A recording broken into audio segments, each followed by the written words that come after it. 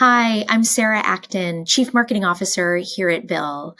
I am excited to invite you to the second episode of Coffee with BILL, where I had the absolute pleasure of spending a little time chatting with Brenden Martin, co-founder and co-CEO of Joe Coffee. Joe Coffee is an amazing technology platform. Brenden talked to us a little bit about his journey, what's going on at Joe Coffee, what it's like to be a small business owner today, and shared a lot of great insights and stories about his work there and the impact that they're having in communities across the country. So I found it super insightful. And so with that, Brenden, thrilled you're here. Me too. Thank you so much, Sarah and Bill, for having us here. We are huge fans of anybody wanting to be brave and start their own small business. And so when you guys approached us with this, we jumped at the bit to be able to be a part of it and love what you guys are doing. So honored to be here with you all. Awesome. Well, thank you. I think the honor is ours. But with that, why don't we start by just telling everybody a little bit about Joe Coffee? So we really started Joe Coffee with the idea originally of just doing mobile ordering. We wanted it to be more convenient, and it's really evolved over the years. Right now, we're in this time where technology is really evolving and changing, and so is consumer behavior. And so oftentimes small business owners don't have the ability to figure out the tech, right? Because they're building a business of the brick and mortar shop and they're getting their products and whatnot. So we saw this huge opportunity to not let corporate giants take over the entire coffee industry, and instead give that same technology to small business owners so that they can compete, and not just compete, but win and thrive and take their culture and their beliefs and their values and really have it be a big part of their community. I love that. And there's so much about the power that technology can bring to help businesses. We think about that all the time, helping businesses focus on the thing that they got in business to do. And so we have a shared passion there. One of the things you talked about was the connection to community and co-founding this business with your brother. I would love for you to talk a little bit about how you think about both the dynamics of family and business and community and how those kind of three things come together for you. Yeah, so I guess your family is sort of your closest community that you have, right? And so, yeah, I think that business and family and community, they're all connected. When we run a business, it's not just me making the sacrifices, it's my whole family. Growing up as a kid, I remember I got my very first sales deal closed because my dad sold sheds. And I had the opportunity when I had a babysitter there and customers came to our front door. And that's how we built sheds in our backyard right along the roadway. And we had people come interested. And as an 8-year-old, I walked them out to the sheds. I had seen this sales pitch 1,000 times and I walked them through it and they bought a shed from us. And so, amazing.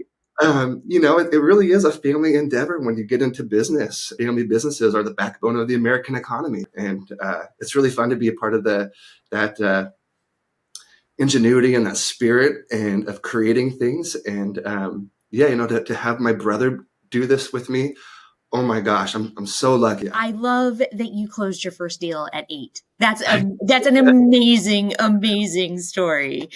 You've certainly come by entrepreneurship very honestly. You talked a little bit about, the how you think about and your decisions about the business, and obviously you have, your brother with you to help make those decisions together. But Joe's been really successful. And I know you've had opportunities to grow the business. Maybe can you talk a little bit about how you think about your investments in growth? How do you think about when is the time to hire another employee or make some kind of investment? I know our viewers would be interested in that perspective. Really great question. And I have a few different experiences and viewpoints to look at it. So when we first started, we received institutional funds through venture capitalists. And That growth mindset is very much, here's money, go get a signal and prove that you can do it, and then we'll give you more money. And it's really stressful. It has its pros, it has its cons.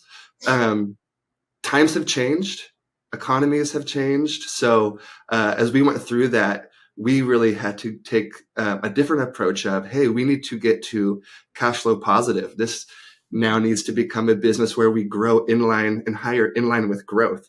So we always put our company, we never put it at risk. We know that there's seasonality in our business. Typically, there's seasonality in every business. So on the low months, we know that's our floor. So we never hire based on whatever our cash flow positive number is then. We never hire past that until we get more substantial growth, but we can justify it. And then we focus on, okay, well, now our product needs to sell for us. So we can put our focus on our product-driven growth. And what does that look like? Since we're a tech company, it's a little bit different than maybe like a brick and mortar. But yeah, we're able to figure out features and different ways that we can optimize our revenue and optimize revenue for our partners. And really the lens that we always look at is not what's best for us as a company. We like to put people over profit. And we always say, how do we help our partners the most? What's their biggest headache? How do we reduce their suffering? And when you dig into that, good things always come up. Focus on the 20% of customers that drive 80% of your volume. That's a big one. All the other stuff, ignore it. Especially if you're a startup and you're getting going. Focus on the things that work. Build to your strengths. So those would be some key pieces of advice I would give. There's a really interesting parallel between what you're doing with Joe and what we're doing here at BILL. And it is about starting an automation journey. You know, we are helping people start their financial automation journey. You're helping your customers start their automation journey of their operating their business. If you had advice for folks who are on the edge of, or they're trying to decide, should they start their automation journey, what advice would you give? So when we first got started, our first advisor that we brought on board, he gave us a piece of advice. He said, things are going to get busy. Things are going to be so crazy soon. Do the boring things first. Do the things that you don't want to do, that you don't anticipate needing to do. And I asked why, and he goes, because you need to put all your focus on building what your customers want. Any time and attention that's not going into that, you're failing, you're losing. And so it reminds me of one of my college professors always said, eat your veggies first in his first opening class. It's like, do the things you don't want to do because it's the right thing to do. But so how I think about that is with BILL is, yeah, I don't have a finance degree. I will be the first to admit I'm not the expert here. Accounting, all that stuff are not my strong points. They're not the things that I enjoy doing. So getting that set up to where all your invoices are being paid, your team's being paid, is on autopilot. Having that stuff locked in is so important too, because then as you grow, if you don't know your cash in and cash out, and if you don't know your finances, you are going to fail. So you absolutely need to have a system set up for all your finances right away so that when you do grow, things are organized, in place, vendors are paid, you're not worrying about supply chain, you're not worrying about any hiccups or road bumps or anything that's going to prevent you from hitting your optimal growth. You got great advice. We hear that story often, that, it's something that didn't happen that is the push to get people to start their automation journey. So we're glad you ate your vegetables first. Brenden, thank you so much. I really enjoyed our conversation. I loved getting to know a little bit about your journey, your story. So thank you for sharing. And everybody else, thank you for listening. Thanks for joining us. And we appreciate all the work everybody's doing in our communities across the country to support small businesses. So thank you.